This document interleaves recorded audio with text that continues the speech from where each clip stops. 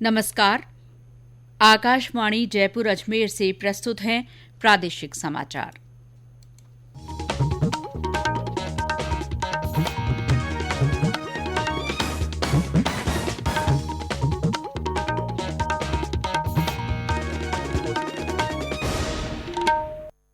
मुख्य समाचार।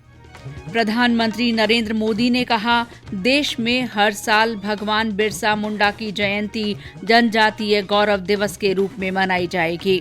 केंद्रीय भारी उद्योग मंत्री ने कहा, सांभर झील के संरक्षण के लिए केंद्र राज्य सरकार के साथ मिलकर प्रभावी पहल करेगा। उच्चतम न्यायालय ने केंद्र सरकार को राष्ट्रीय राजधानी क्षेत्र में प्रदूषण कम करने के उपायों पर चर्चा के लिए आपात बैठक बुलाने को कहा। राज्य मंत्रिमंडल की बैठक कल। पेट्रोल और डीजल पर वैट की दरें कम होने के आसार। और राज्य के अधिकांश जिलों में न्यूनतम तापमान में कमी से सर्दी का असर बढ़ा। 2 दिन बाद प्रदेश के कुछ हिस्सों में बारिश की संभावना।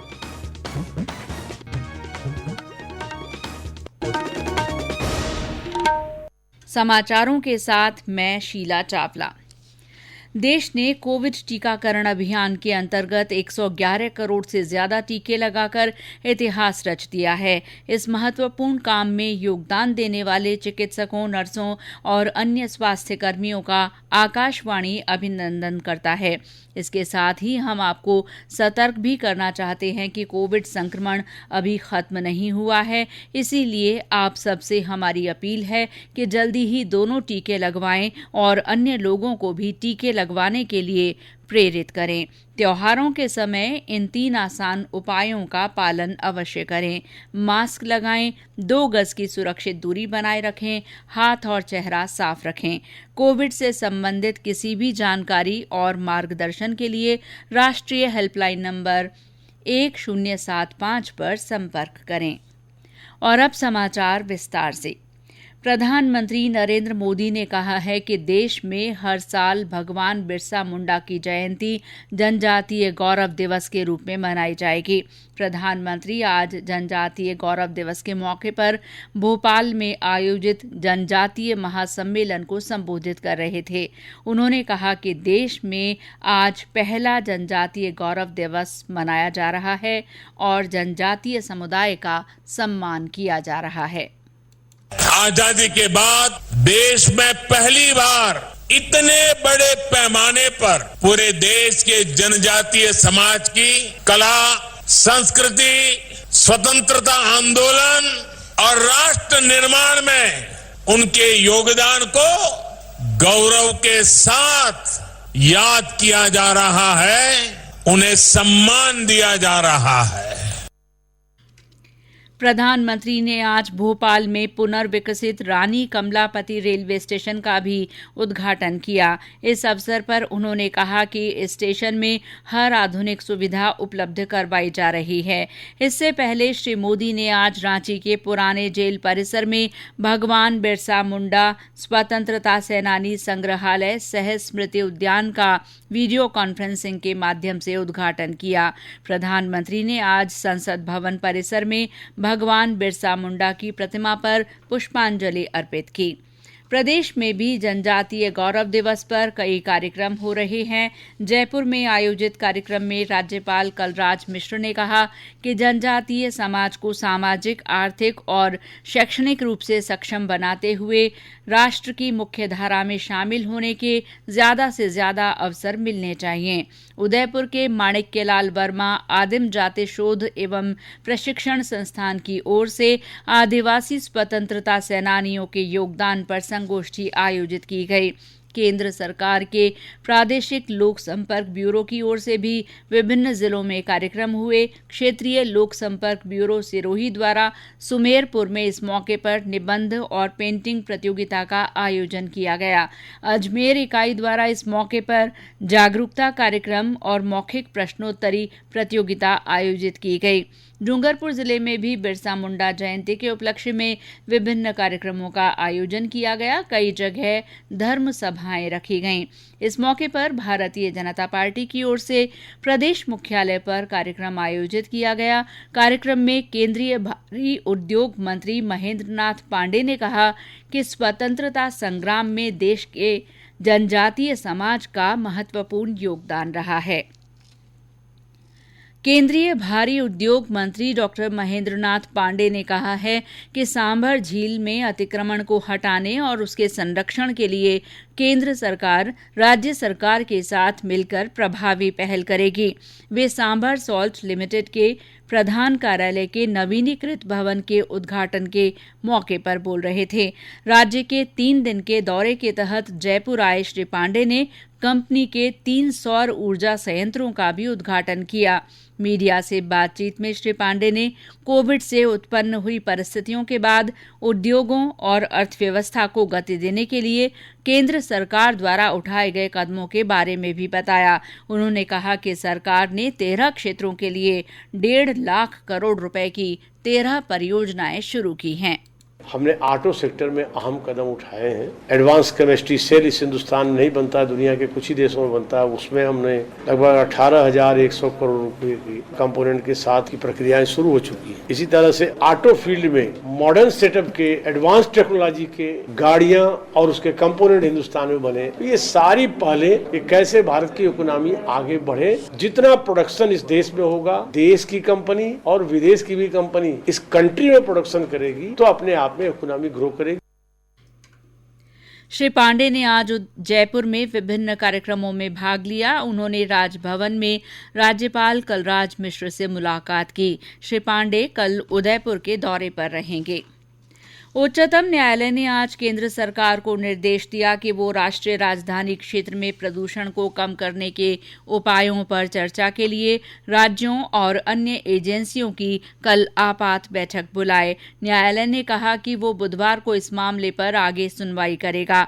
न्यायालय ने ये भी निर्देश दिया कि केंद्र तथा राज्य सरकारों को दिल्ली और उसके आसपास के अपने कर्मचारियों के लिए घर से काम करने की अनुमति देने पर विचार करना चाहिए। प्रदूषण को कम करने के लिए किसानों को पराली नहीं जलाने के लिए राजी किया जाना चाहिए।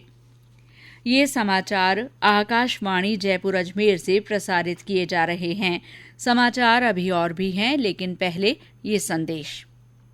चलो मिलकर एक शुरुआत करें, चलो एक फैसला आज करें, मास्क नहीं तो टोकेंगे, कोरोना को रोकेंगे, चलो एक इरादा करते हैं, चलो कुछ वादा करते हैं, मास्क नहीं तो टोकेंगे, कोरोना को रोकेंगे। समाचारों में आपका फिर स्वागत है। मुख्यमंत्री अशोक गहलोत की अध्यक्षता में राज्य मंत्रिमंडल और मंत्रिपरिषद की कल बैठक होगी। शाम 6 बजे मंत्रिमंडल और उसके बाद मंत्रिपरिषद की बैठक का समय निर्धारित किया गया है।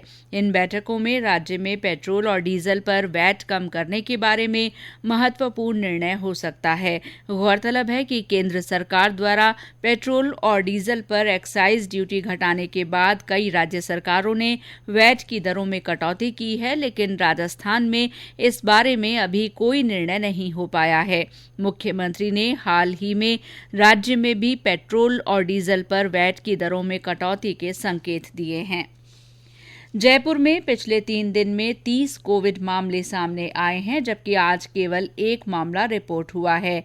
पूरे प्रदेश में आज कोविड के 5 मामलों की पुष्टि हुई है। जयपुर के मुख्य चिकित्सा और स्वास्थ्य अधिकारी डॉक्टर नरोत्तम शर्मा ने बताया कि जो लोग पिछले दिनों संक्रमित पाए गए, उनमें ऐसे लोग भी हैं जिनका टीकाकरण पूरा हो चुका है, लेकिन टीकाकरण के असर से इन लोगों में गंभीर लक्षण नहीं आए।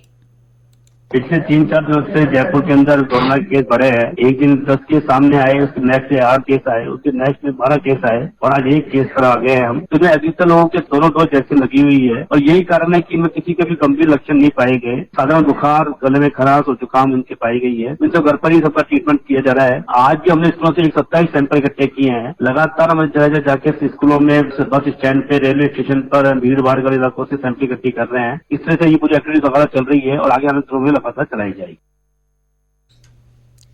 इस बीच प्रदेश में आज से कोविड के नए दिशा निर्देश लागू हो गए हैं। इनके तहत आज से निजी और सरकारी स्कूल 100% क्षमता से खोले गए। कोविड संबंधी राष्ट्रीय हेल्पलाइन नंबर हमारी वेबसाइट newsonair.gov.in पर उपलब्ध हैं। और अब मौसम। प्रदेश के अधिकांश जिलों में न्यूनतम तापमान में कमी से सर्दी का असर बढ़ गया है। मौसम विभाग के अनुसार सीकर और चूरू जिलों में न्यूनतम तापमान काफी कम हुआ है। मौसम विभाग ने कहा है कि 17 नवंबर से प्रदेश में पूर्वी हवाओं के प्रभाव से मौसम में बदलाव होगा। विभाग के निदेशक राधेश्याम शर्मा ने कहा कि इसके असर से प्रदेश के कुछ हिस्सों में बारिश की संभावना है। पिछले 24 घंटों में सबसे कम न्यूनतम तापमान पश्चिमी राजस्थान के चूरू में 4.6 डिग्री सेल्सियस रिकॉर्ड हुआ है, जबकि पूर्वी राजस्थान के चित्तौड़गढ़ में minimum temperature 7.5 degree Celsius record किया गया है। 17 नवंबर से पूर्वी हवाओं के प्रभावी होने से दक्षिण पूर्वी कोटा और उदयपुर संभाग के जिलों में कहीं कहीं मेघ गर्जन के साथ हल्के से मध्यम दर्जे की बारिश होने के लिए परिस्थितियां फेवरेबल है, जबकि 18 और 19 नवम्बर को कोटा, उदयपुर के साथ साथ अजमेर और जयपुर संभाग के जिलों में भी कहीं कहीं मेघ गर्जन के साथ हल्के से मध्यम दर्जे की बारिश होने की संभावना है। मणिपुर में उग्रवादी हमले में शहीद राजेंद्र प्रसाद मीणा का आज दौसा जिले के बसवा के दिलावरपुरा गांव में अंतिम संस्कार किया गया। इससे पहले शहीद की पार्थिव देह को जयपुर लाया गया, जहां उन्हें श्रद्धा सुमन अर्पित किए गए। राज्यपाल कलराज मिश्र ने उनकी शहादत को नमन किया है। प्रधानमंत्री नरेंद्र मोदी इस महीने की 28 तारीख को आकाशवाणी से मन की बात कार्यक्रम में अपने विचार साझा करेंगे। ये इस मासिक रेडियो कार्यक्रम की 83वीं कड़ी होगी। प्रधानमंत्री ने इस कार्यक्रम के लिए श्रोताओं से उनके विचार आमंत्रित किए हैं। दौसा में आज से माध्यमिक और उच्च माध्यमिक विद्यालयों की 17 और 19 वर्ष आयु वर्ग की छात्रा बैडमिंटन प्रतियोगिता शुरू हुई। इसका शुभारंभ दौसा विधायक मुरारीलाल मीणा ने किया। प्रतियोगिता में प्रदेश के 33 जिलों की टीमें हिस्सा ले रही हैं। बूंदी में आज राज्य स्तरीय सॉफ्टबॉल प्रतियोगिता का आगाज हुआ। भरतपुर के लोहागढ़ स्टेडियम में आज से 65वीं राज्य स्तरीय माध्यमिक और उच्च माध्यमिक कबड्डी प्रतियोगिता शुरू हुई। और अंत में मुख्य समाचार एक बार फिर। स्वतंत्रता सेनानी भगवान बिरसा मुंडा की जयंती को जनजातीय गौरव दिवस के रूप में मनाया जा रहा है। प्रधानमंत्री नरेंद्र मोदी ने भोपाल में जनजातीय महासम्मेलन को संबोधित किया।